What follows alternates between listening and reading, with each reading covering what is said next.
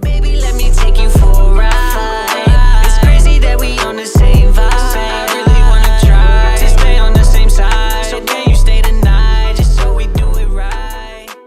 So the election, as everyone has heard, I think that it probably didn't go the way a lot of people thought it was going to go. Didn't go away. A lot of people thought it was going to go. Didn't go away. A lot of people wanted it to go. I mean, that's true of every election. Right. Well, maybe not every election. There was was that Reagan that won by like an absolute landslide? Yeah. So I looked that up because a lot of people were using like the term landslide for this election, which I would not call it close, but I think when people refer to a landslide, they are referring to Reagan. Let me pull up that electoral you should. map, actually, because that's funny. I think it was the Reagan. Yeah, it was. I pulled it up as well after I heard people talking about it, and it's kind of crazy. I think it was like 30. No, he won every state except for his opponent's home state. Yeah, but I think he didn't electoral campaign. votes. I think it was only 30 electoral 13. votes. 13 electoral votes. I'll pull that up. I wish I had a higher resolution picture, but Yeah. he won everything.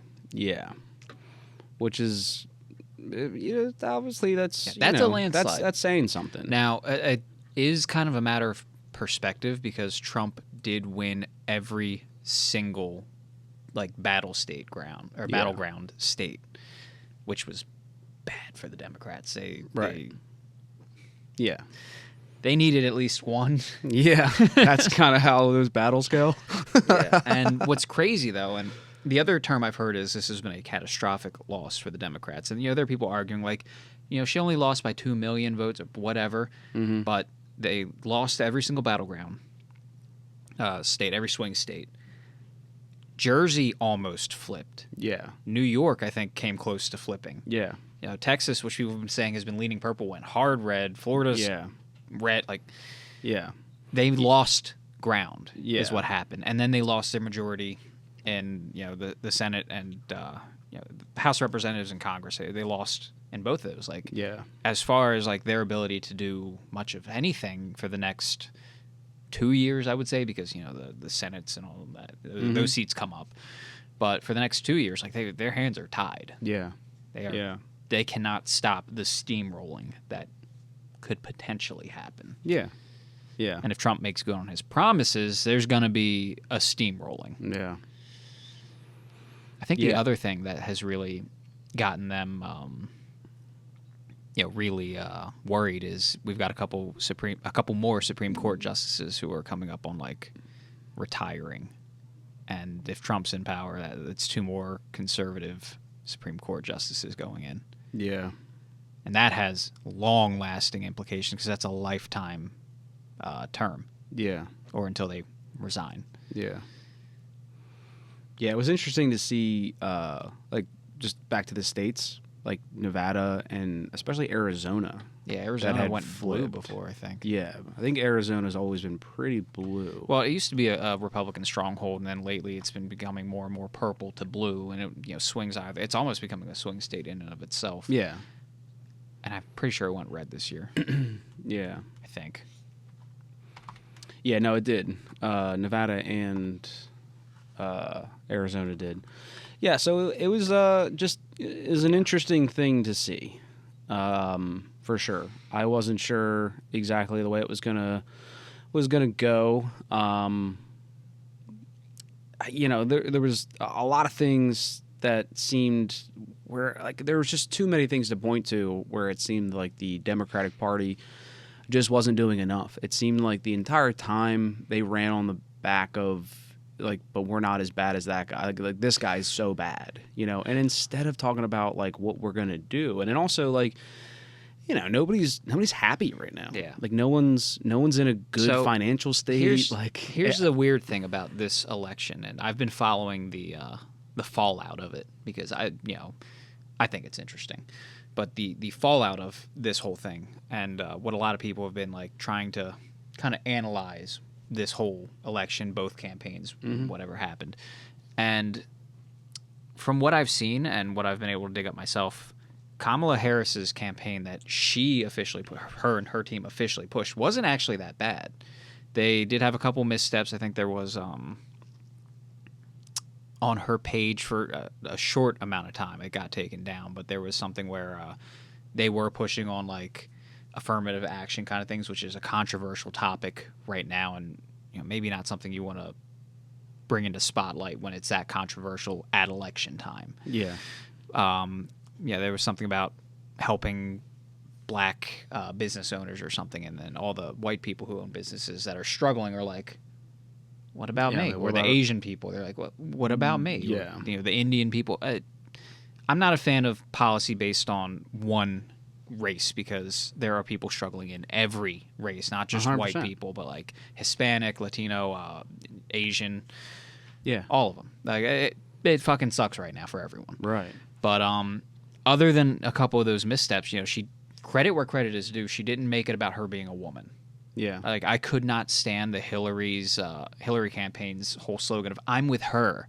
Right. Like, I don't want to vote for someone because they're a man or a woman. I want to vote for them because I trust that their policies are what's good for the country. Yeah. I hate this identity politics bullshit. Yeah. And that's what Harris actually did a good job in avoiding. She didn't run on identity politics. She ran on, like, she has a plan to drop inflation. Like, her campaign itself was inoffensive. Mm-hmm. It's the rest of the Democratic Party that is poisoning the well around it. Because if you paid attention to the I mean, you didn't have a choice. You were inundated with them. But with all the political campaign ads, you notice that most of them that you saw weren't from the official Trump campaign or the official Kamala campaign. They were, like, funded by the People for Harris or whatever these organizations are. And they're shooting themselves in the foot by putting out these highly, identity politics-based ads that Kamala herself isn't even touching. Yeah. And I think that poisoned the well for a lot of people who are in the center, on the fence, what have you. Yeah, I think a big thing that, like, just the thing that I can't stop thinking about is the fact that everyone knew that Joe Biden's, like, health was declining, and the fact that, like, with the way that we perceive him through the media, that there was no way that he was, like, really running the country, Like, and it seemed like, that's let me, like, the full like. Let me give you the full thought. The full thought being that, if it wasn't him, was it her? And then you kind of look at, like, what she's done during her time as a vice president, which, of course, like, as a vice president, like, it's not, like, as crazy of a position, but, like, clearly it's not for nothing. So, I mean, there's things that she could have done. So, but I think that she didn't do anything. And that's what's scarier than all of those things put together, is because it's like, okay, well, who was it? Is it just the cabinet themselves that were doing this? Like, from the pullout of Iraq to, like, all of the economic decisions going on, like, and, like, moving forward to the point where we're ready to, like, reelect someone, So, well, I mean, my final thought on this was that, I think that if Biden had a better bill of health during this, even if all the same things played out, and he just decided, you know what, I think that I don't want to do this, and I would rather endorse my VP as presidential candidate, and was able to walk away without all of this, like, hiding his health things, because, like, that was also another thing. It's just kind of shady, It's given a bad taste in everyone's mouths for the last 4 years. Even, like, no matter where you sit, you have to understand that, like, it clearly someone's trying to hide something, and no one feels good about that. Surprised. So, right, but no one feels good about that. No one's like, well, yeah, I'm actually glad they did that. No one's glad that they did that. It's not that. Yeah. So if they had just done that, if that was the case, and he, like, did have good health and decided that she would be the VP, or the VP would now be the vice or the presidential candidate, and she was just running, like, on her own, I think that would have helped her a lot. I think that with all of the stuff that we knew, the optics don't look great. Yeah, and then leading up to that point to now, it's like, you got to do a lot to change everybody's mind. And I think that even people who, like, were on the Democratic side, clearly, we're just looking at, like, dishonesty. So within the party. I have a couple of thoughts on that, but first, I've already put the hat on, so I'm going to address So, one of the first things. we got to know what one of the first things that you had mentioned was like, who's really in charge. Sure. The conspiracy theories, I want to be very clear that I don't believe there's some dark cabal of like super elitist Democrats who are like pulling all the strings from the shadows, but the popular theory is like, you've got like Nancy Pelosi and them who are the leaders of the Democratic Party. They're the ones calling all the shots. Seems like it. Yeah. Well, I mean, Nancy Pelosi was like screaming from the rooftops that we had to go to war with Russia after the invasion of Ukraine. And it was like,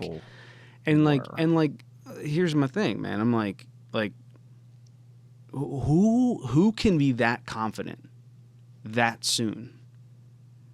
Like, I get that there's a lot of history that goes behind it, but anybody who can just go like, hey, he invaded, and then just go, war! And it's like, let's just let the dust settle, see what this thing for what it is. And they're like, no, if we don't go now. Thankfully, that's more or less how it played out. It was, we weren't getting involved at first because we thought Kiev was going to fall in like 3 days. Yeah. And then they didn't. And then we're like, oh, shit, okay, they're holding the line. We got to help them. Yeah. Back to the thing, though. So what happened with the whole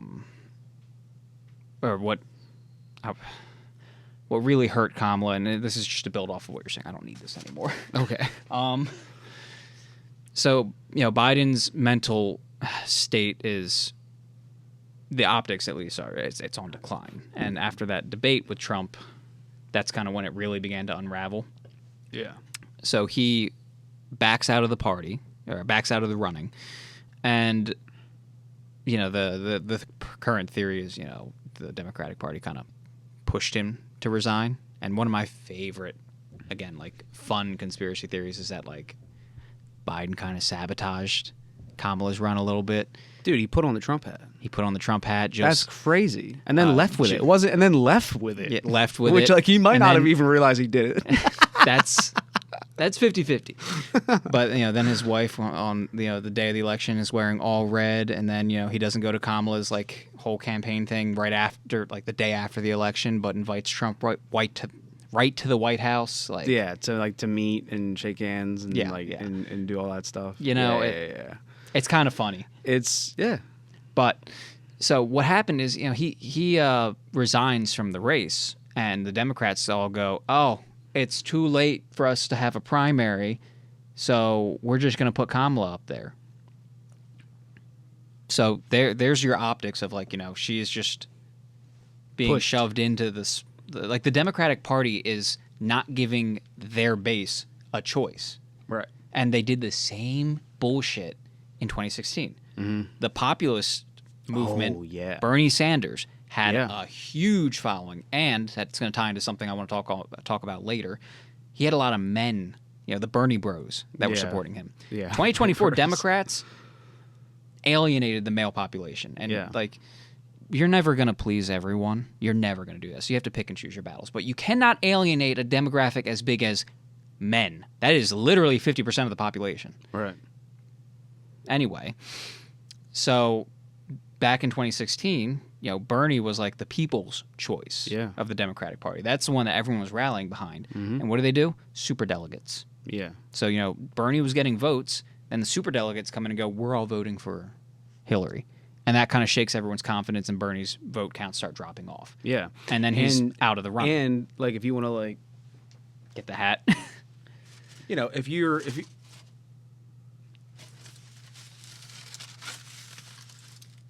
if you're working in one of those places and and then you decide to like stick with Bernie, what does the rest of your career look like? Mm-hmm. You know what I mean? It's like it's office politics where it's like oh yeah, you weren't on board with us, and then now Bernie like lost, blah blah blah, whatever. He didn't get like the pick, the nomination. Yeah. And like you're like, and now you have to just be on board with everybody else, and everybody else is going to give you the cold shoulder. I mean, it's this literally politics inside. It's politics. high school. It's high school, dude. goodbye hat. And then like I didn't need that hat for that. I mean, because like everybody knows like that's just how like an office place works. Where like you know you can't talk shit on a boss or like talk shit on a person because you never know who's listening, and like you never know who's going to become like your boss. You know, whoever is going to like move up in leadership. So like you want to just make sure that you're on the right side and that you don't shoot yourself in the foot without even knowing. You know, you got your gun pointed on it. So, but yeah, so you had that happen in 2016. You know, they won 2020. And Tulsi Gabbard as well. Tulsi Gabbard was another one. Well, I'm just saying, like, just how crazy that was, that where you had someone like Bernie Sanders who was, like, shaking the fences of everything that like, anybody had ever even thought of. Bernie was their Trump. And, like, yeah, 100%. Yeah. And, like, you know, he's shaking the fence, all these new ideas and, like, a totally different, like, thought process of, like, how the Democratic Party could run.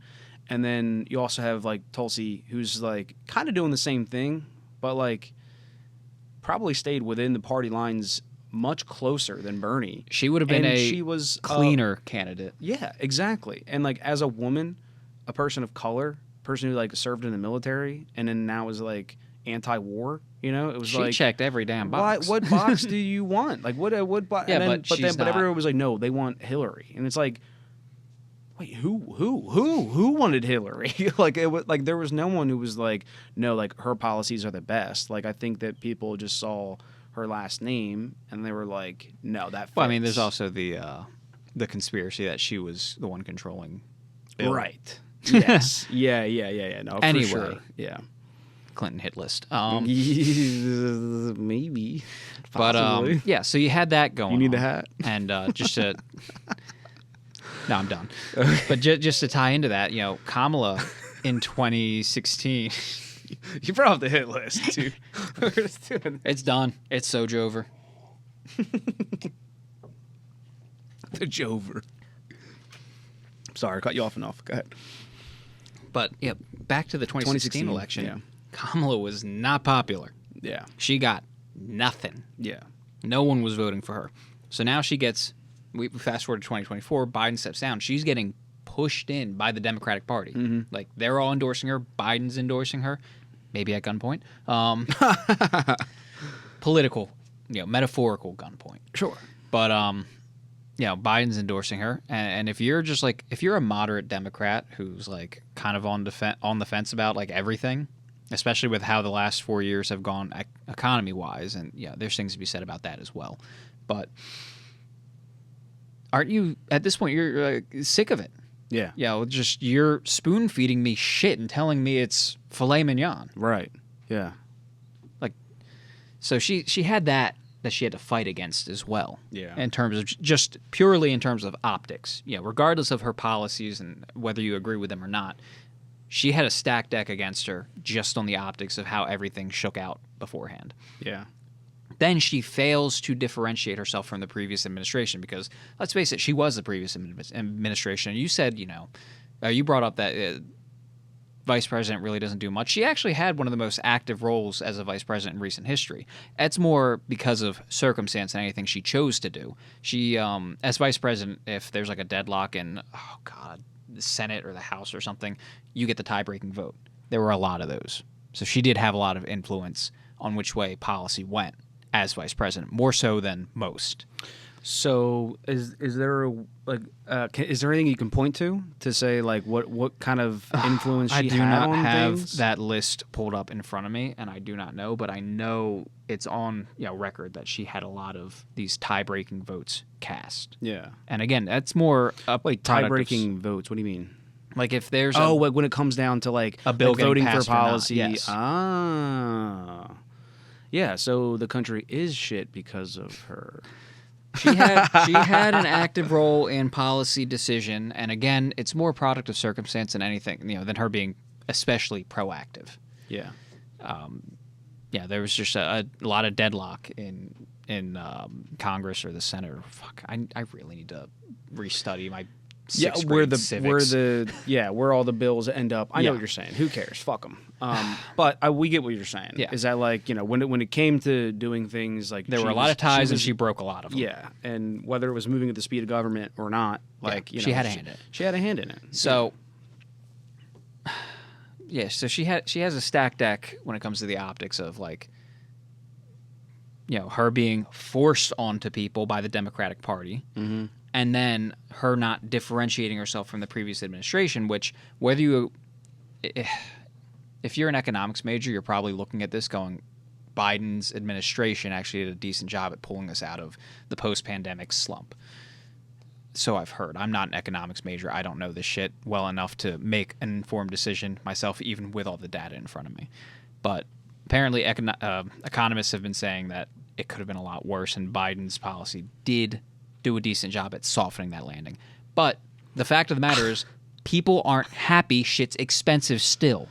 I'm not saying it's good. I'm saying it could have been worse. Yeah.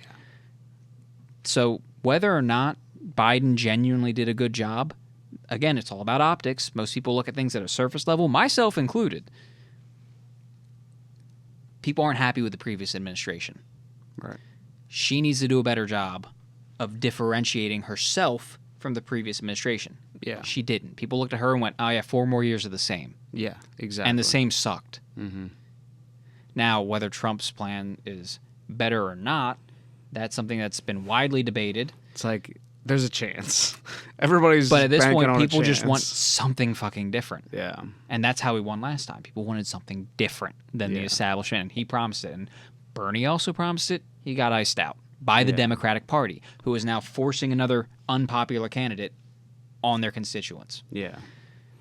See, and that's another thing, too. I don't know if we've ever talked about that, but that's the most insane thing, is that the Democratic Party only has these super delegates. Because I talked to people about that. We talked about it in one of the early episodes. Yeah. We did actually talk about it. I mean, we're definitely not getting enough audience to where we can repeat a lot of things for a lot of years here. So we go. We could. But hey, how about you go watch our old shit? It helps.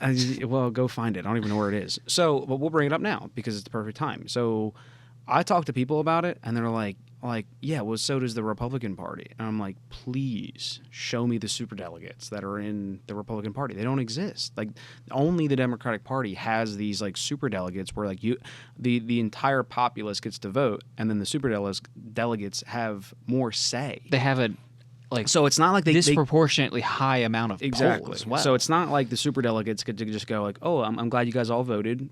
We vote against you, and it's not that. But they have enough. But exactly. And especially when you break down like the statistics of it, of like, you know, how that party could overthrow, but or the superdelegates could overthrow, but like it's pretty unanimous when you look at it, where you're like, whatever they want is the way it's gonna look. Yeah, I mean, like 2016 was like the perfect example of that. Hillary and Bernie were close in like regular votes, and the superdelegates just gave Hillary a landslide like win. Yeah, because all of the superdelegates who are, you know, entrenched in the Democratic Party, these are, you know, members who toe the line. Right.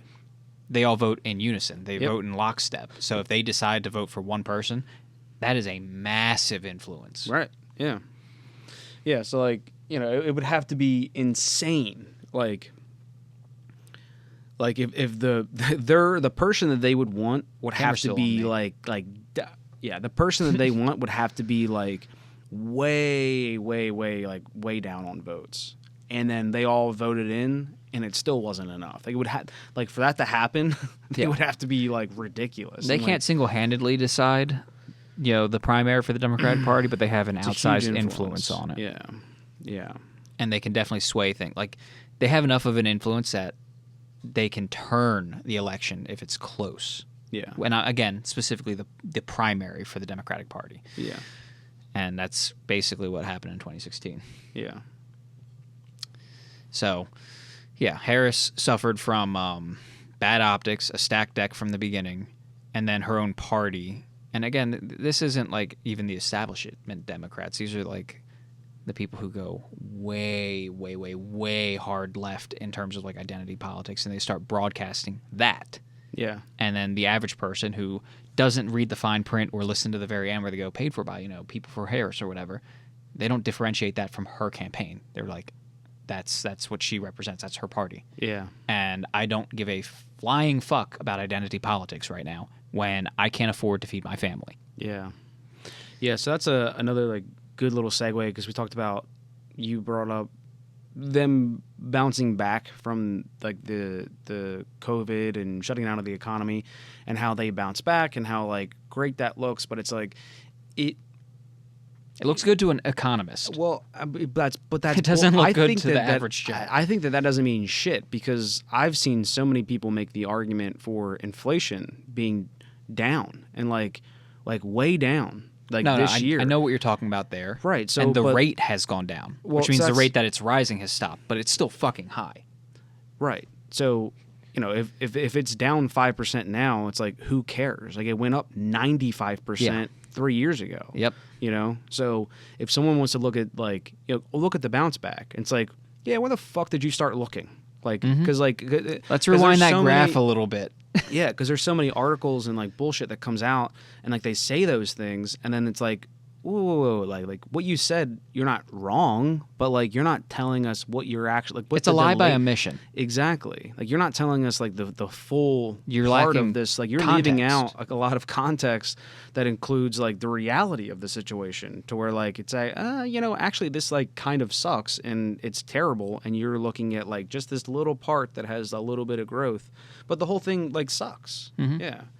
And there's not enough people being honest about that kind of stuff, you know? And like, and that goes for every fucking article. And I guess like everything's always like, cause it's, what's the term for like the, like clickbait media kind of things, where like they're looking for the headline, like, you know, newspapers are dying, media outlets are dying, you know? So like there's all kinds of shit flinging all over, and there's tons of people even on the internet, and like, which I'm also, I enjoy the fact that like we do get to have this, because I think it is good. I think that, you know, we have media sources that want to like point out the good without lying, you know, and like, but they're certainly sheltering that.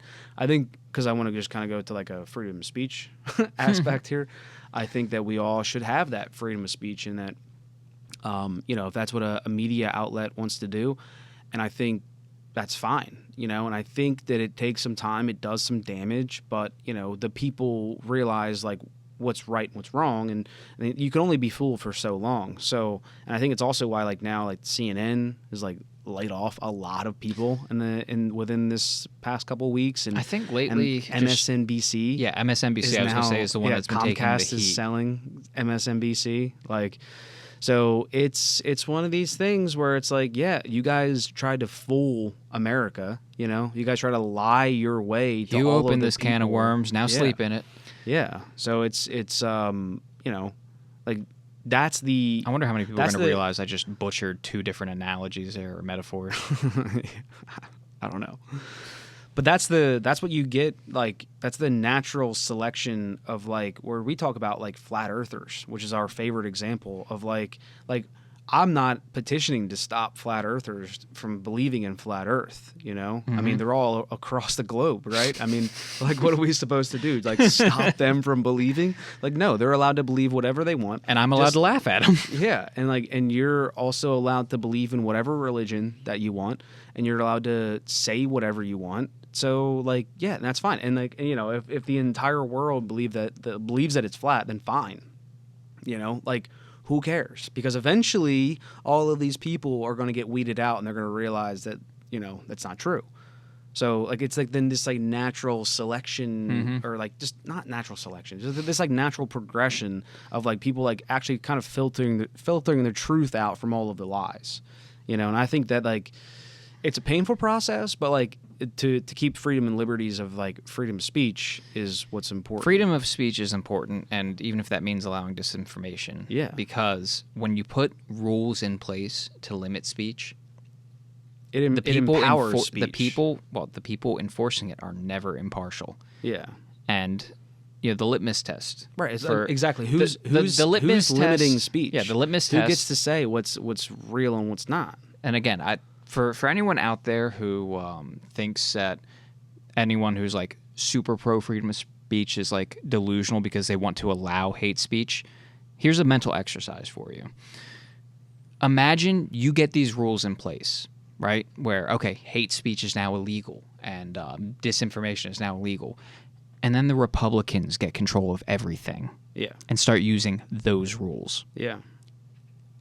That is what I want you to keep in mind whenever you want to push for any kind of regulation that limits freedom of speech or any kind of limiting law that you want to give that power to the government. Just imagine the other side's in power. Yeah. And do you want them to have that power? Yeah. That is why I'm a free speech absolutist. If there's neo-Nazis spewing white supremacy, sure. I hate it. Let them do it. Let society ridicule them as they should be. Yes. We don't need laws where people like the only limit we have on freedom of speech comes from when you are in, private like companies that are allowed to be like, okay, well, you can't use slurs in the office.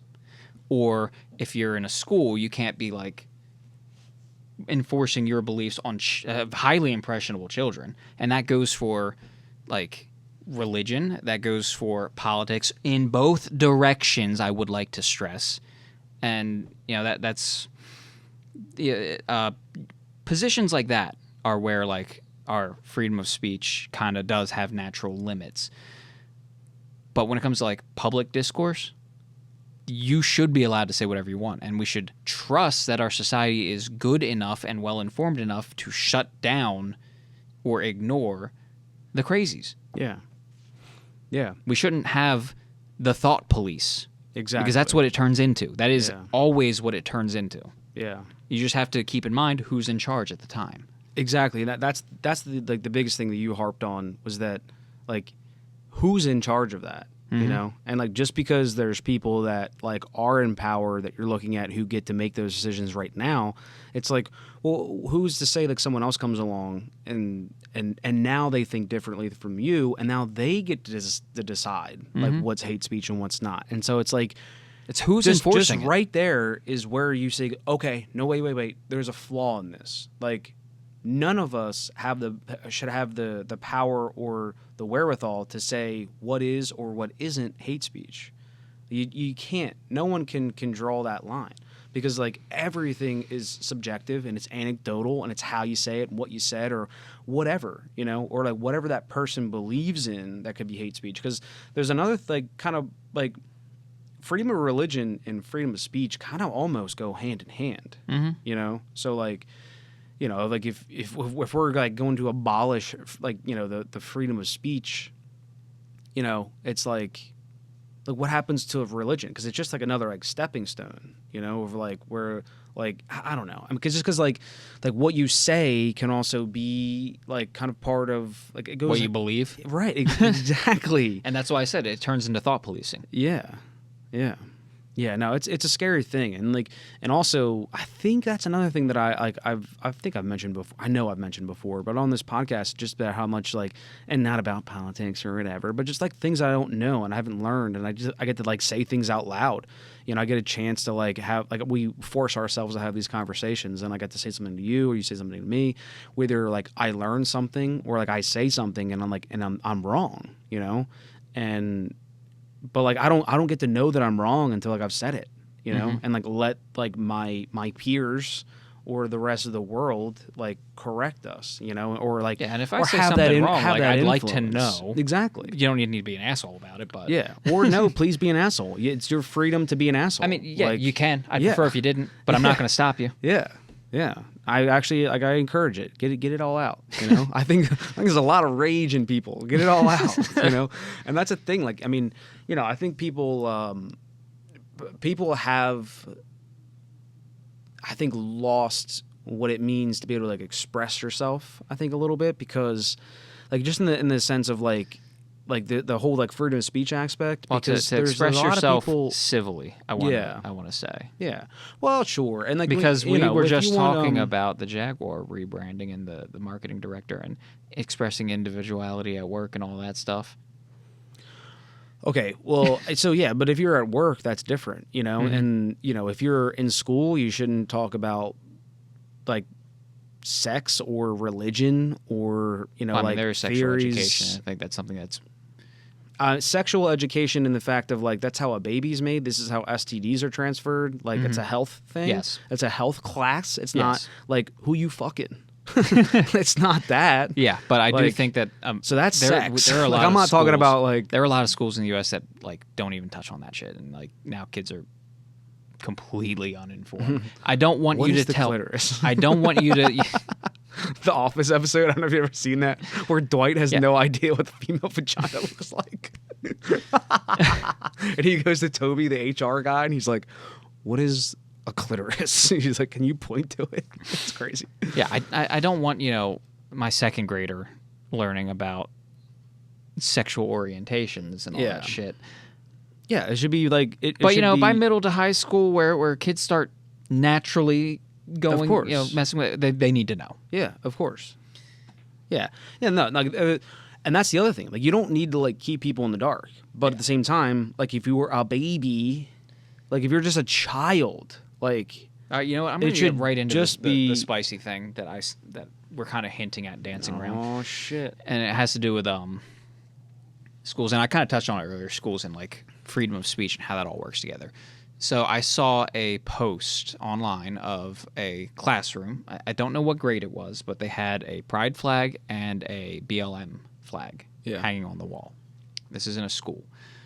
And the comments were a war zone, basically, of like, people who were like in favor of it and people who were against it. And there, a lot of the people who were for it were like, oh, well, talking to the people who were against it, like, oh, well, you would be okay with there being like a cross, or a crucifix or something hanging on there, wouldn't you? And they're like, no, not at all. Freedom of speech ends when you're in like a public-facing role that's owned by a private company who can set those rules, or if you're in a public service, your beliefs should be divorced from the job you are doing. Yes. So beautifully put. Like that's exactly it.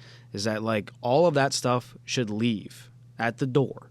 Like you should walk in as neutral as possible. Like even if kids are questioning or asking these kind of things, like, I mean, imagine being in third grade and like asking your teacher like what religion you should believe in, or that you don't believe in God, or that you don't believe in like whatever, and like that this doesn't make sense, and Santa Claus is weird and isn't real. Like, you know what I mean? Like the teacher's not supposed to be like, yeah, what are you, an idiot? Like, what do you believe in Santa Claus? Like, oh, you think Jesus just like parted the Red Sea? Like, you think that's really happened? Like, you can't do that as a teacher. No. That's not you what shouldn't. But yeah. And then so like obviously it goes way worse with like sexual orientation and like that kind of thing. Things can get really gray really fast. Sure. So personally, my opinion, if a kid's asking me about that, it's like, okay, well, if you like the same sex ask your as parents. you, well, no, if we're talking strictly from an educational standpoint, no spin at all. Your job should be to tell them if you like the same sex as you, that is being gay or lesbian or whatever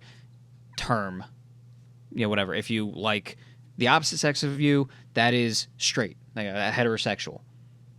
End of discussion. You don't need to put like, oh, well, it's okay. Dude, you did blah, blah, blah, blah, blah. Nah, hang on. If you're in the third grade, you like Timmy and you like Shelly, and you're just best friends with both of them. You know what I mean? Like we're talking to like I don't know what grade. I guess like if we're talking about high school, I'm talking about like high school, middle school, whatever, where like these relationships start becoming a thing. Hormones come into play, and you start having funny feelings. Yeah, little kids like, oh yeah, that's your friend. Yeah, so we're talking about like teachers that are like teaching kids when the hormones. Yeah, I'm talking about when puberty. This would naturally be relevant, and it shouldn't be forced onto kids before that. Right. When this is naturally relevant, that's when the education on that begins, and it should be zero slant. None of this like, it's super brave to be gay, or blah that's blah the blah. Part that scares me. It's just okay if you like if you're romantically interested in someone who's the same sex as you, that is homosexuality, gay, lesbian, whatever.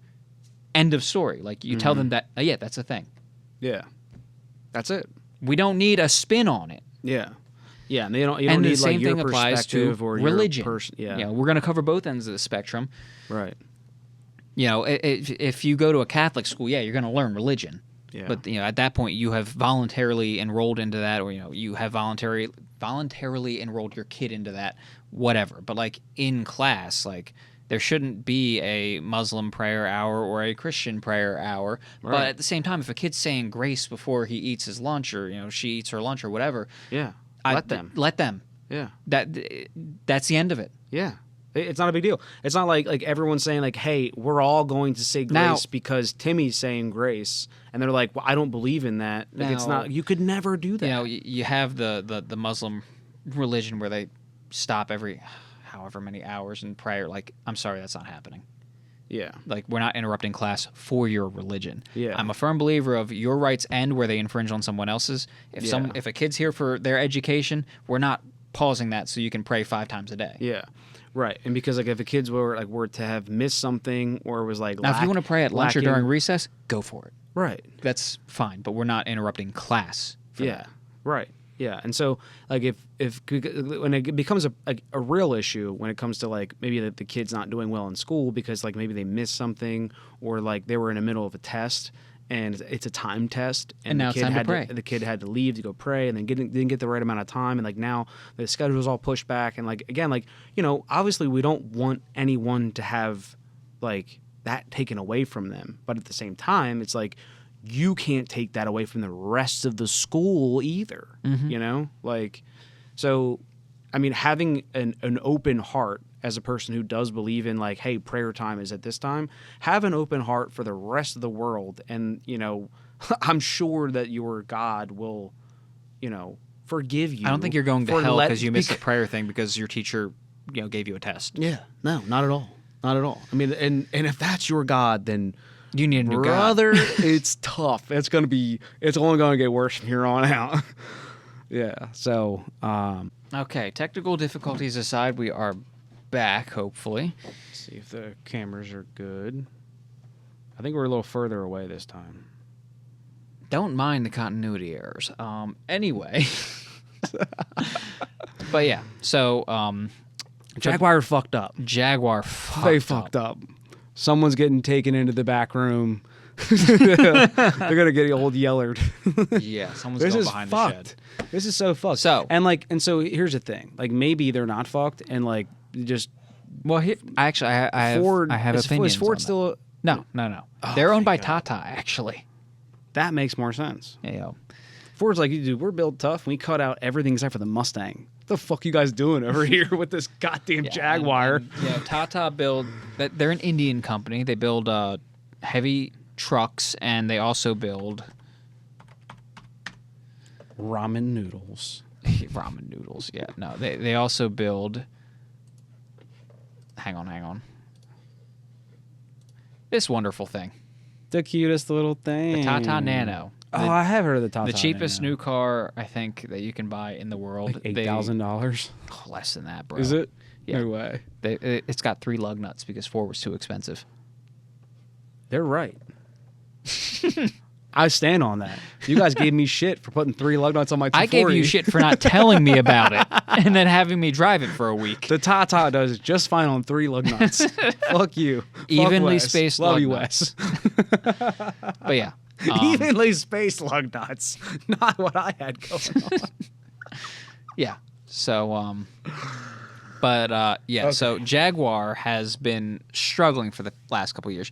They had a bit of a renaissance in like 2017, 2018, where they were actually growing pretty good. Their sister company is also Land Rover, which has been doing great. Right. I knew like Jaguar and Land Rover were together. But yeah, so they've been struggling for a while for the last couple of years. Their sales are down to like 25% of what they used to be. Like that's pretty bad. Mm-hmm. So they bought Jaguar? What? No. I'm just talking about Jaguars. I forget how long Tata's owned them, but their year-over-year sales have basically been plummeting.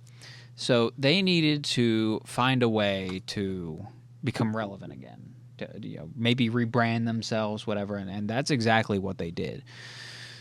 You haven't seen the ad yet, so we don't need to touch on this. I'm fucking done with that.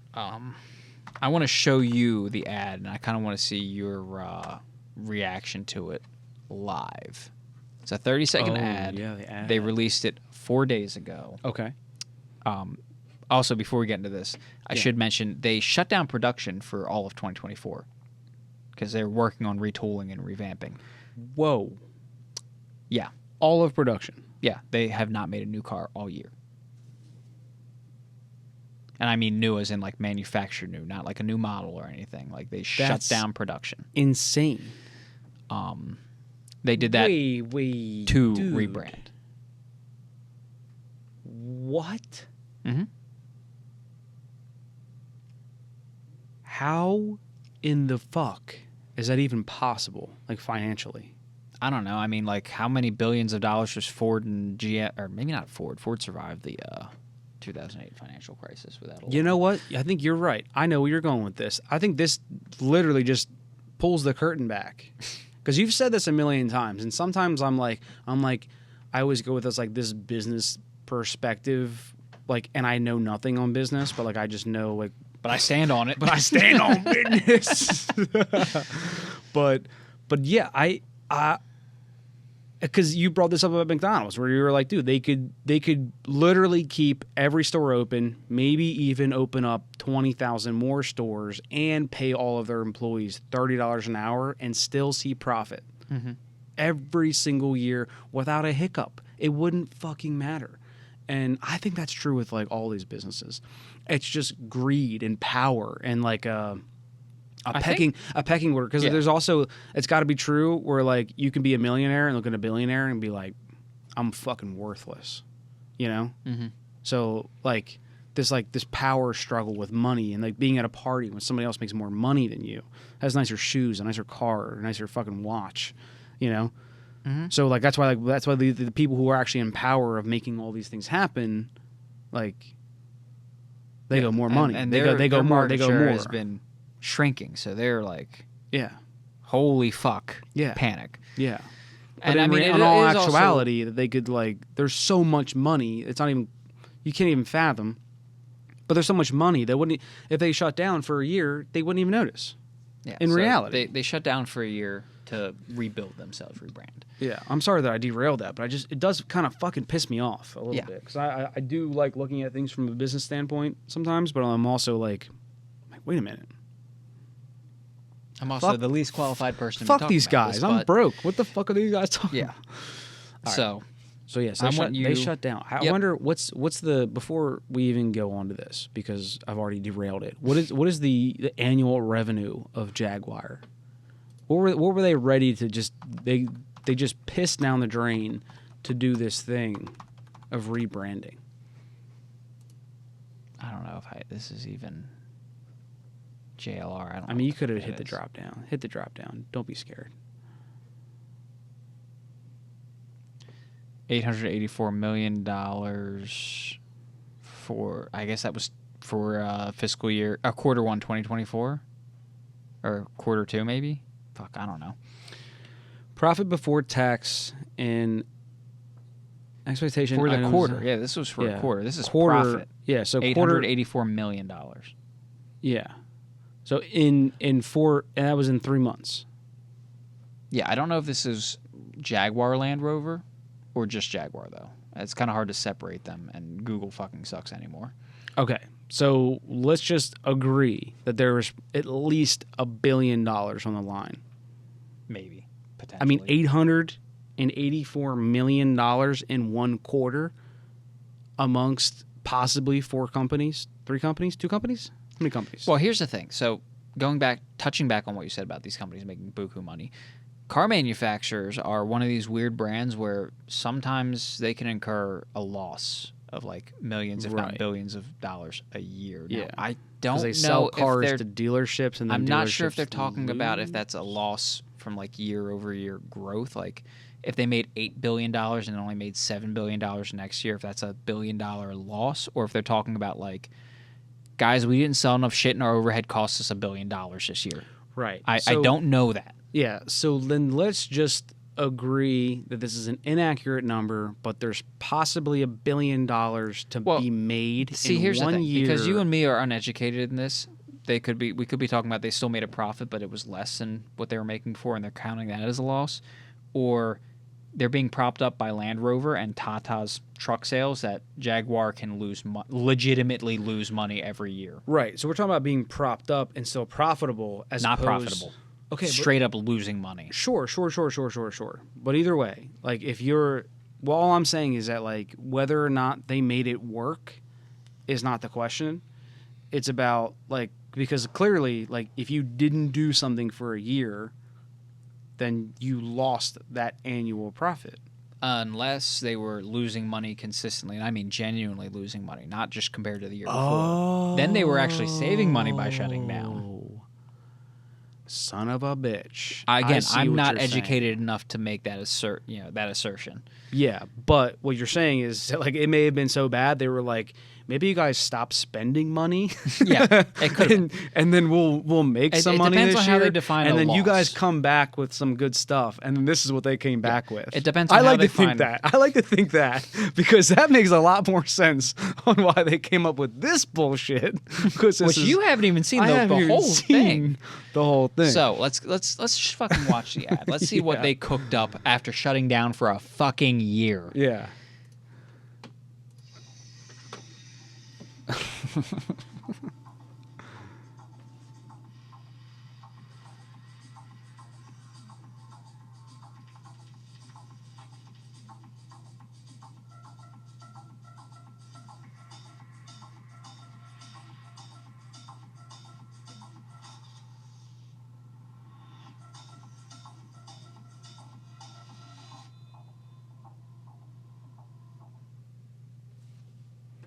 We're looking at profit. We're looking at profit. Where's the fucking car? Do you make cars? Yeah, do you guys make... I didn't see a fucking car at all. They were on, like, Mars. Uh-huh. And, like, they were all painted up. Also, and wearing crazy clothes. You know what? Even to take it a step further, none of what they were wearing, they could even get into a car. Like, dog, what the fuck is going on?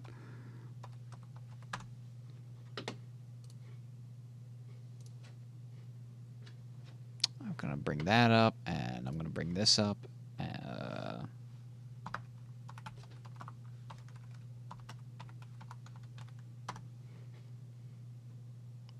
No, fuck you. Yeah, that's good enough. We don't need to put this up, but I just want you to. I mean, go for it. I mean, I know what you're trying to do. I kind of enjoy it. All right. I think that there's a little bit of I don't know. Is there some copying going on here? So you get it. Did somebody kind of maybe sample? You know.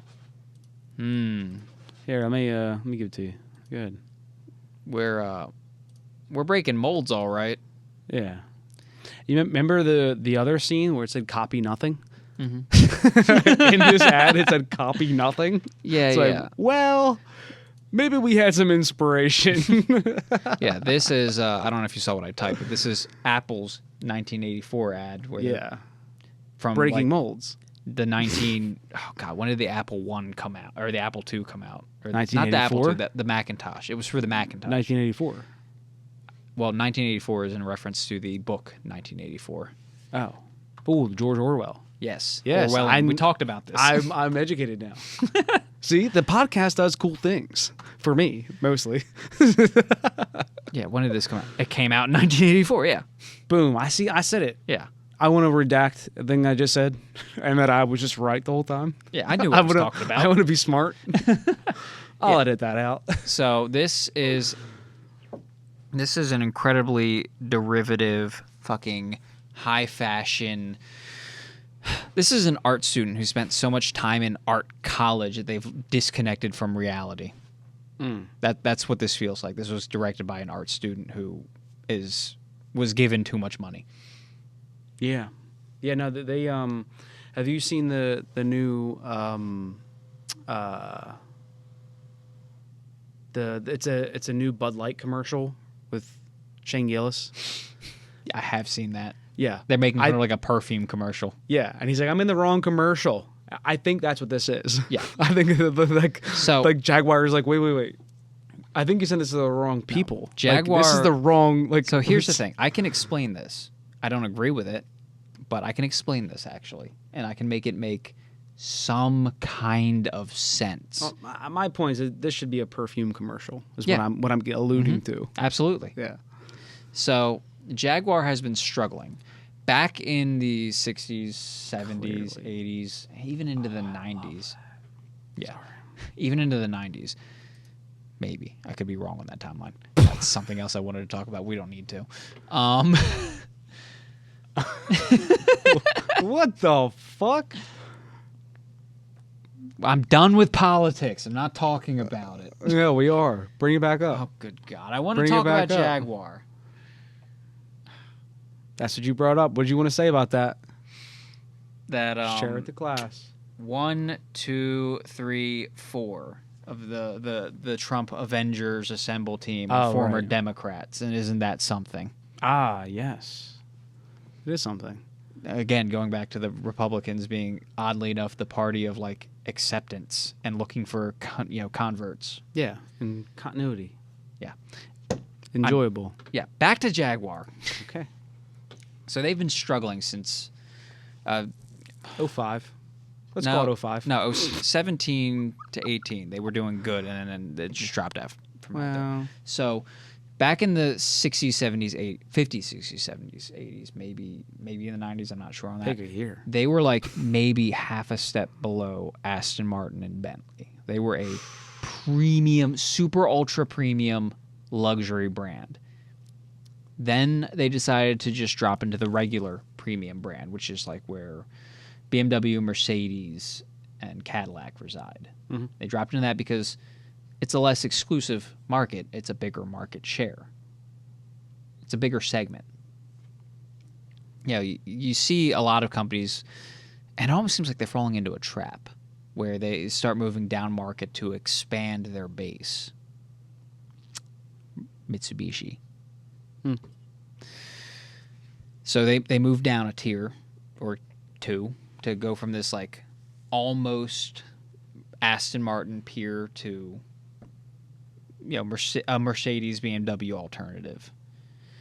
And that kind of worked for them for a while, and then their engineering kind of starts falling behind Mercedes and BMW, so they start relying on like being sporty and whatnot. So you've got like the F-Type that came out. You remember that? Yeah. That was a sick car. Cool. Supercharged V6 with, I think that's the reason we have burble tunes now. Oh yeah, that was a good one. Yeah. Yeah, that was a good one. Because it did that.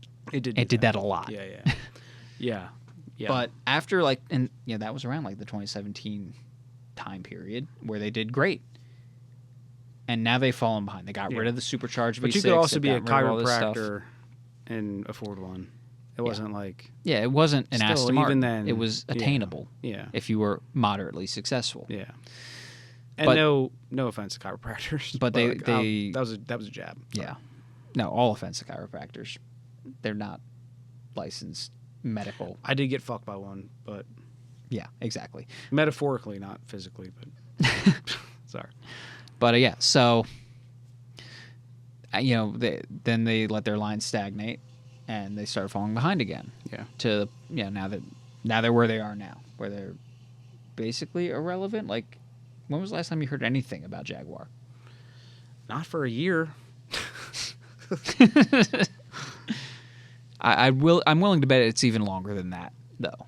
Yeah. So they shut down for a year to rebrand. And that's what they came up with. So what I think is going on, what I think is going on, and what this isn't my own original thought. This is what some other people have like kind of theorized, but it makes sense to me. Sure.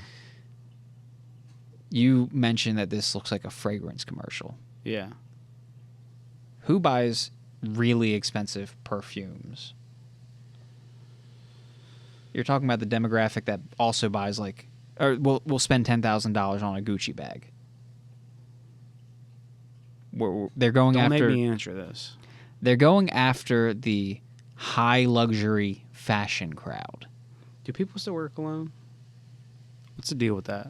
Probably. I remember you and me are blue collar. I bought cologne because I thought that it would make me attractive. When I was like 12, like I was like, no, like 14. Getting to that weird age where I'm like, I need something, you know? And then like, dude, you can't do it. You're in blue collar, that's why. Yeah, that's true. Fellas, don't buy cologne. Don't do it. That's PSA. Move on. But they're going after the high fashion luxury crowd. The people who will spend $10,000 on a Gucci bag or buy the fucking weirdest shit from Balenciaga that makes you look like a homeless person. The Balenciaga stuff is kind of insane. I hope you don't mean that in a cool way. No, not at all. No, Okay, like, thank God. It's like I should say preposterous. Yeah. Yeah. And people are buying it. That's the crowd they're going after. Yeah. You look at it from that lens, this ad makes fucking sense. True. Yeah. It's the right direction. Yeah. Except I don't think it... I think it's never going to make sense. Like, but here's anybody the who thing. says they get it, I'd be like, dude, fuck you. You don't get this. Yeah. This is the same crowd that would spend $17,000 on a statue that doesn't actually exist. Yeah. I think I sent you that. Yeah, did you see like the immaterial statue? Yes. It's in a fucking glass case and it comes with a certificate of authenticity that states it is in fact there. You just you can't see it. Yeah. It's a fucking empty glass case. $17,000. Yeah. I think it's all. That's the crowd they're gunning for. It's all like fucking. What was that? I always say, modern art is money laundering, and you can't convince me otherwise. yeah. And if it's not like even money laundering, it's just like it's a tax evasion thing. Yeah. Where like people are like allocating funds and like getting tax breaks because they bought or sold art. Like, dog, it's insane. Yeah. So, but no one gives a fuck. So, like, but here's the thing. That's the crowd they're going for. That's the crowd I think they're going for. And I hope they fucking enjoy these dumbass cars. Part of me is disheartened because I honestly believe I don't think it's going to be the runaway success Jaguar hopes, but I think it's going to be successful enough. I mean, great. I hope it is successful. Good for them. I want them to fucking learn their lesson, but so this draws a neat parallel to BMW. BMWs are fucking hideous, and anyone who disagrees is wrong. Yeah. But here's the thing. They're still being sold. They're still being bought, and there's still people who love them. Yeah. And now, several years later, there's people going, I think they look good. Yeah. And I think I've talked to this to my friends and probably to you. I don't know if we've ever talked about it on the podcast, but objectively, they look fucking terrible compared to what we know BMW could do. Yeah. You look at like the classic M5 from like the 1990s. That is a gorgeous car. It is perfectly proportioned. There's not a damn person out there who is involved in like the car scene at all who will go, that's a hideous car. And it was like that from the get. Right. As soon as they unveiled that, people fell in love. Yeah. What we're seeing now is people being fucking Stockholmed into liking it. Mm-hmm. You look at it, the eyesore long enough, you get used to it. The telltale, the immediate telltale if something is a timeless, beautiful, perfect design is the gut reaction you get from it. Yeah. Nothing BMW puts out right now looks good at first glance. Yeah. You go, oh, what the fuck? And then you kind of go, it's not that bad. And then eventually you're like, yeah, I kind of like it. Yeah. And you know what that was like for me, speaking of Jaguar? It was like the old like 60s XJ. Mm-hmm. Just that long. You could just look at it and you just go, "That's the beautiful." XJ? Or the E-Type. E-Type. Yeah. Maybe I'm thinking the E-Type. That is the iconic Jaguar. Yeah. And then the F-Type, which is a homage to that. When it came out, no one said it was ugly. Yeah. Everyone loved it. Yeah. That was immediate timeless design. And right now, there's not a goddamn person out there that goes, yeah, the F-Type, that's fucking hideous. No. Yeah. So you got BMW rolling out these shit ugly fucking cars. Yeah. And people go, oh, gross. And then a couple years later, they're like, oh, okay. And then, they start coping and justifying it. And these are the people that I fucking hate the most because they're letting BMW get away with it. Yeah. Stop fucking defending them. It's hideous. Yeah. And that's what's going to happen with this. Yeah. They're going to roll it out. It is... Right now, everyone's gut reaction is, this is fucking stupid. Yeah. And they're going to push it out. And then some asshole with too much money and no fucking style is going to buy it. Yeah. And then more people are going to buy it because they're going to start seeing them out in the wild and go, oh, these people with money, they're not going to be concerned with whether or not they have an actual sense of fashion or style. They're just, these people with money and success, they are buying it. Yeah. And then more people are going to buy it. And then eventually it's going to be round enough that people get used to it and go, okay, well, I guess it's not that bad. And that's eventually going to turn into, I kind of like it. Yeah. Yeah, no, I 120 million% agree with it. And like, I feel like we got like slightly indoctrinated into it because like BMW didn't start out with like that shitty of grills and like weird designs. Well, I'm talking specifically about the M4. I know. But I'm just saying like their whole line just kind of slowly started gradually, and then like they went to the big fish grills and like all the other dumb shit. Yeah. Hang on. Let me find it. Yeah, it's awful. This sells. Yeah. And there are people out there like, oh, well, I mean, it looks pretty aggressive and sport. I kind of like it. No. Yeah, no. That's fucking hideous. Yeah. Nothing about that looks good. Yeah. And they're selling them. Right. Now, could the same argument be made for the Cybertruck? Obviously, it kind of gets a pass because it's way different, and it's like it's new technology, and it's so innovative, and it comes from a humble source. I would also stand on business. It doesn't come from a humble source. It comes from Elon Musk, and he has an ego on him. Okay, humble source maybe was the wrong word, but it comes from an American company, which is I would consider patriotism. A humble source. Now there's kind of something else at play because Elon had a direct hand in it, and it's an Elon-owned company, so people are going to hate it because of him. So the initial reaction to the Cybertruck immediately got muddied. Personally, I love 80s aesthetic, and that's an 80s fucking video game polygon, or 80s like retro futuristic car in real life. So I appreciate that. And I'm also a small boy, so I like Hot Wheels. Yeah. Mentally, you're a big boy. Yeah. Mentally, I am a child still. But would you also? I would consider this a Hot Wheels. Nothing about that says Hot Wheels to me. Nothing about that looks sporty. It's shapes. I also think that like Hot Wheels came in like dumbass, like they had weird stuff. Like I mean, cars. some of them might have, sure, but a lot of the Hot Wheels cars were meant to be swoopy and sporty and fucking exotic. This is literally a fucking pig. I can see the pig. I can see that. But I also with see, lipstick on it. This Yeah. is lipstick on a pig. Yeah, that's actually funny. Yeah, but it looks bad. I wouldn't buy it. I think it looks terrible. But I think also that Hot Wheels aren't cars in fucking real life. But just, not always. Just in case, They're not always. Let's bring up a real life Hot Wheels. Since you want to bring Yeah, exactly. It's like this. Hot Wheels had like dumbass shit sometimes. Nothing about this fits its fucking target demographic. Hang on. It is low slung, it is angular, it is sporty, and it has two big honking engines on it. And you don't think that this looks dumb? You're okay with this? I am very okay with that. Okay. Because it's meant to be ostentatious, over the top, and fucking fast looking. And it is cohesive in its design. This is... What's cool about that? Like, even if you think that this is like oddly shaped, I'll give it it's got two giant fucking engines. It exudes speed and power. Sure. What does this exude? That's an SUV. Find a dumb SUV. I mean, I'll admit it's ugly. It's an ugly SUV. What are the redeeming qualities of this? Because the redeeming qualities of this is every 12-year-old's going to go, holy fuck, that's awesome.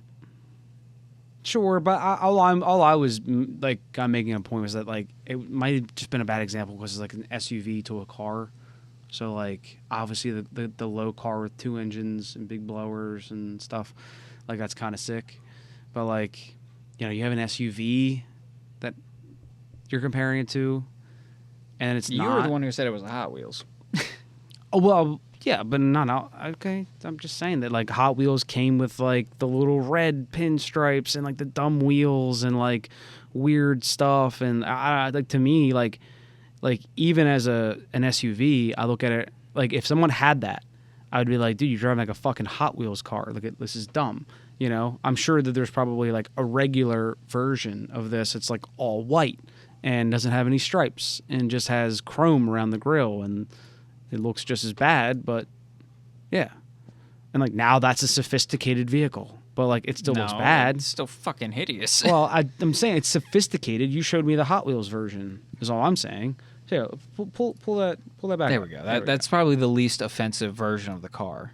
Sure. And it doesn't fix the fact that it's hideous. Sure. I mean, I don't enjoy it, and I think it's these like big dumb grills that like don't make sense to me. But like, you know, I don't know. It's getting closer and closer to like a Dodge Ram, like old school '04 Dodge Ram. Those like big crusty grills that like were like over accentuated by the hood. You know, it's like I don't know. I mean, like I agree. It's not my cup of tea, and I think that you're right because like. Only because like it's like this seems like this like weird indoctrination into like the Stockholm syndrome where like they just kept pushing these grills, and certainly there was tons of pushback on the first year, and then they kept doing it and doing it and doing it. People were like, oh, you know, these are actually kind of cool, and then they come down in price and people love them, you know. But I will say they are fast. And that's the They're problem fast as right fuck. there. You just I don't care if it's like a great driving car. It's why I don't like the Integra. Integra is basically a fucking Civic Type R, and everyone lauds that, but I hate what the idea behind it is. Sure. And you know, BMW makes, and you know what's worse to me is like it's like a Civic Type R, but it's also like it looks like the Integra looks identical to like the a TL, ILX. Yeah, or an ILX, but like more like a TL. Do they still make a TL? ILX. It's ILX. Literally an ILX with a Okay. hatchback. Yeah, and like it's hardly a hatchback. It's just a technicality that the trunk's connected They to the just glass. attached the windshield to the trunk lid. Yeah. That's all they did. That's it. The Yeah. ILX and the Integra. If you haven't heard of the ILX because Acura did a shit job of marketing it, look it up. It's the new Integra. Yeah. But again, like here, bring that up. Yeah. So because it's been out for so long, you look at that and like, oh, is it not bad? Like No, it's bad. Well, No, I'm that's talking bad. about like you and me agree. Yeah, that's but bad. like the general public's consensus now is like, oh yeah, no, it looks pretty good. It's sporty and it's a new BMW. They even could have pulled off the grill if the hood didn't fucking match the energy. Like dog, like it's insane. Yeah. Pull that back up. Yeah, like it just but to kind of focus on the hood. point that I want to make is Sure. this is the same company that made this. Yeah, and you could be No one dislikes that. Yeah, you could be 6 and you could be like, "What do you think? Cool?" They'd be like, "Yeah, I like that." Yeah, and then you go to the other little thing, and yeah, you know what? I grant it. I would say if you were 6, you would probably be like, "Yeah, I like the other one too." A 6-year-old's probably a bad opinion. Yeah, no but offense. like, No offense to the 6-year-olds, but you know, like you're right. Like you can look at this and like you see like the body lines and like just the way that like the it's formalities clean and everything is yeah, cohesive. right. It comes together. Nothing's the formalities of the car ostentatious. like work. Yeah. And then my it's- personal fucking favorite BMW. If you want to go something a bit more ostentatious but tastefully done, that's what I'm looking for. this is a masterpiece, dude. Hang on. Oh no. Is it gonna be grainy? A little bit, but A little grainy. you can see. Okay. The E9. Yeah. The company that made this is the best you can do? Get back to E9. Ooh. I mean, perhaps we're old souls, but god damn, that's good. Elegance and understated. Now, peep the grill. Peep the grill. Yeah. Yeah, no. I know what they were trying to go for with this bullshit. Do it back and forth. Peep the grill. But Zoom in a little more. Zoom in a little more on that. hang on. You know what? Here, cut away from that. Let me see if I Okay. can find a better picture. Okay. A bigger picture. I'm gonna get beer. Grill. Yeah, that's a big old grill. So that's obviously what they were going for. Well, so BMW's always had the kidney grills. That's their thing. Sure. But even here, the kidney grill itself is small, and then it's just got more horizontal grill so as to not make it look overly tall. Mm-hmm.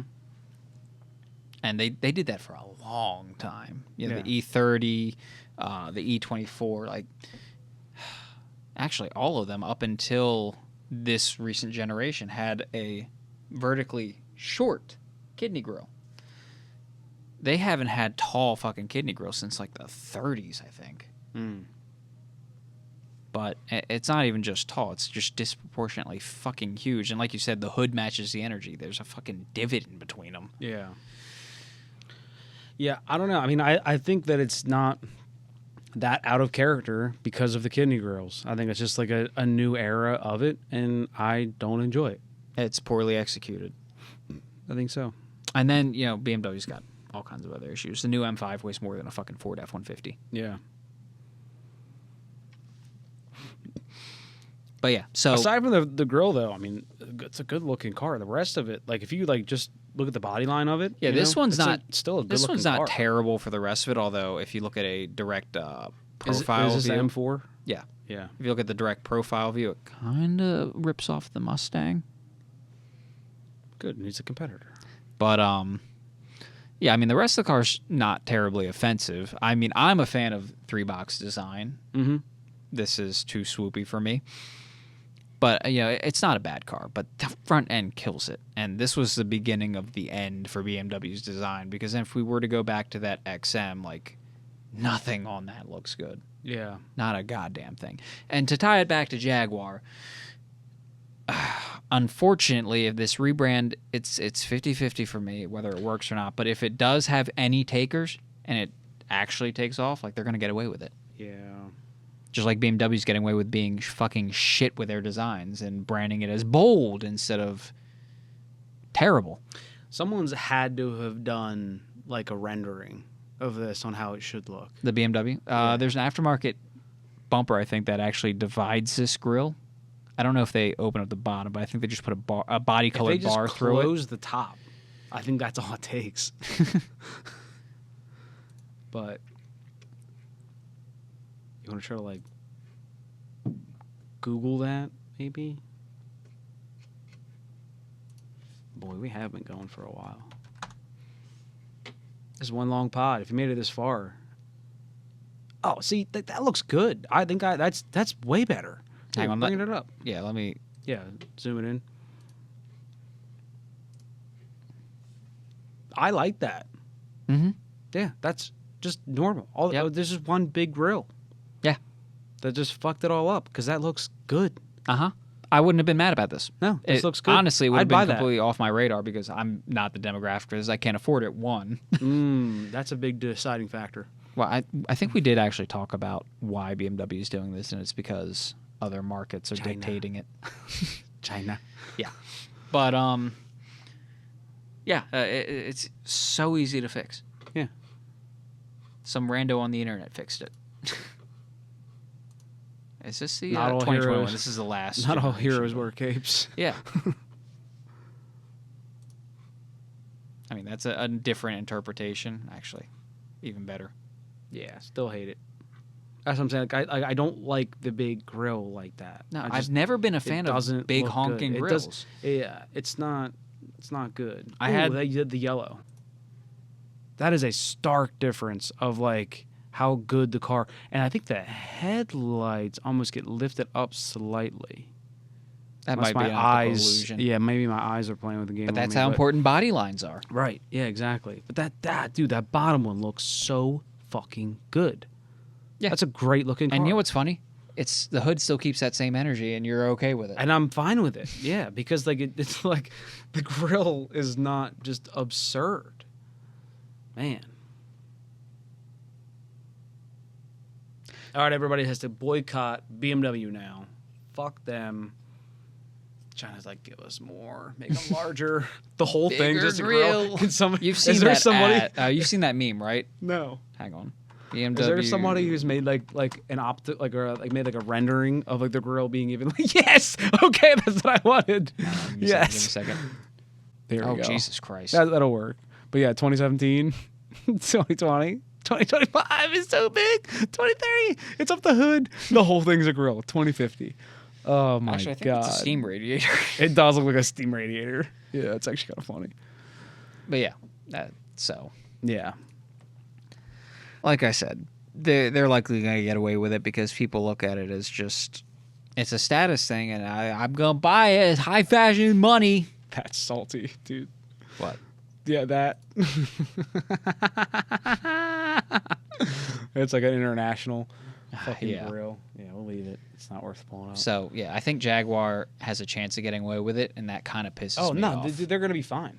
I think that they're going to be totally fine. It's not going to be a big deal. People are going to buy it. No, one gives a shit. If anything, it's going to move weird. more people It's towards weird. it. They've created an even tighter niche, and now people are going to love them. It's weird because these kinds of things do go 50-50.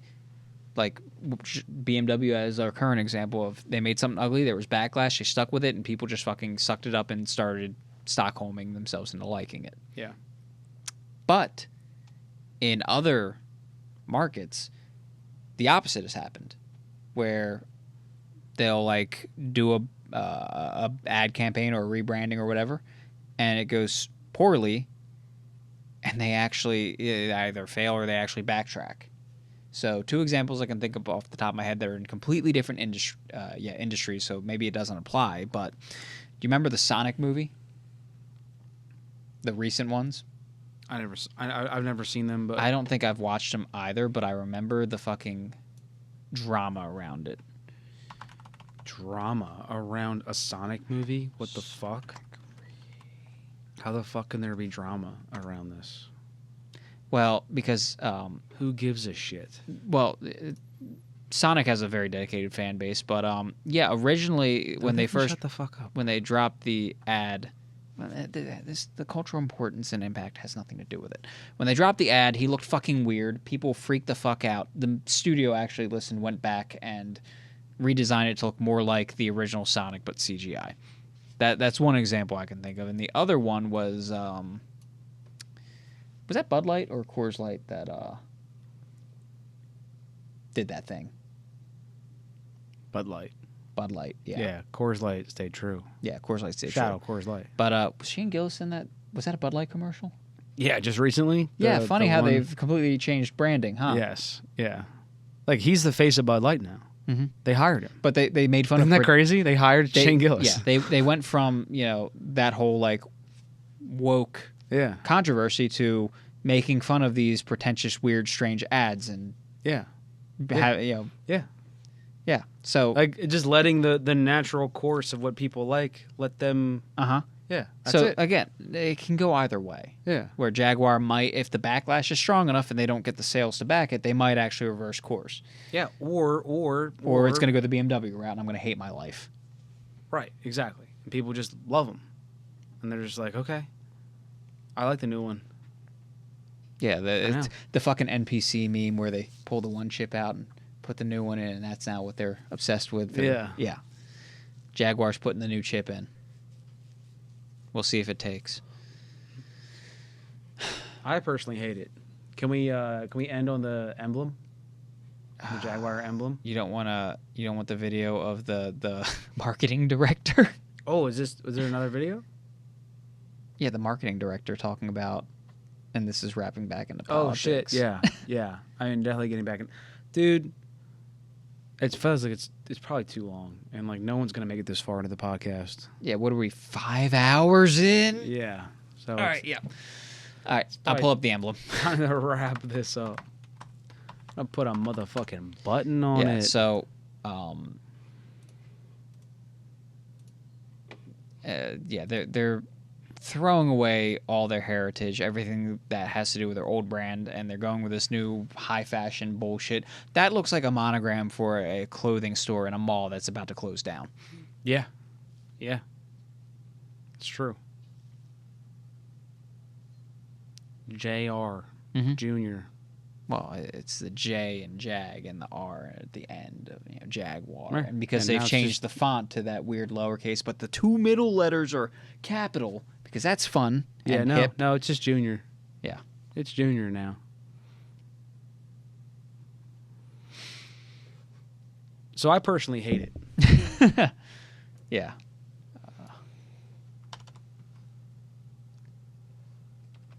I think they've released a couple of...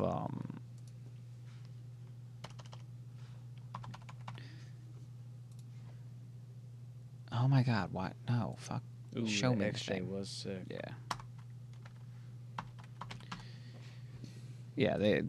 I don't know if that's it. Here's the official teaser that that Jaguar definitely released. I don't know if the other ones are official or not, but there's the only hint of their new direction for car. Oh, that's the other thing. They're going all EV. No more gas cars. Perfect. Yeah. But so good for the environment. Digging up all those fossil fuels. There's the prototype that people have digging up all those spotted precious elements out of the ground. That people there's a prototype that people have spotted driving right now. Obviously, it's got camo and they've got weird shit to kind of disguise the shape. The proportions I don't think are terrible. I don't think the car kind of itself, with it. I don't the think back the car window itself is a would little be, weird. Again, it's kind of hidden. They probably have shit to like hide the shape of the car. Sure. But I kind of like the proportions. It almost looks like a shooting brake. It might have 4 doors, but it's still proportioned like a shooting brake. I'm always a fan of that. It also looks big and substantial. I don't think the car itself is going to be terrible, but I hate the branding surrounding it. Sure. And while that does not look bad, that does look like an Aston Martin Bentley competitor. Like, it looks like a substantial car. It looks big. I do wish they'd bring back another like spiritual successor to the E-Type, like the F-Type was. Yeah, just a sports car. A grand touring car. That's all we want. That's all anybody ever wants is a sports car. Come on. I firmly believe that every car brand, no matter how pedestrian and plain your bread and butter cars are, you need a halo car that sets the tone for the company. Toyota. Ford. Yeah. Ford, Toyota, Honda. They all have their halo cars. They make commuter cars. Mm-hmm. Mitsubishi doesn't have a halo car. No one remembers they exist. Right. Yeah, dude. People want, a Ford Edge, and then they want, or like an Expedition or something, and then they want a Mustang in the garage. Mm-hmm. Like they people want to dream of owning a Ford GT, but they need an F-150 for a work truck. Yeah. But hey, they thought of Ford. Yeah, they like going to the same dealership. Mm-hmm. Bro, can I? Maybe I'll just show you off the podcast. Because we'll just call it done. I saw the funniest fucking thing. Let's end it there. I'm gonna leave a funny thing off the podcast. This has been great. Baby, let me take you for a ride. It's crazy that we on the same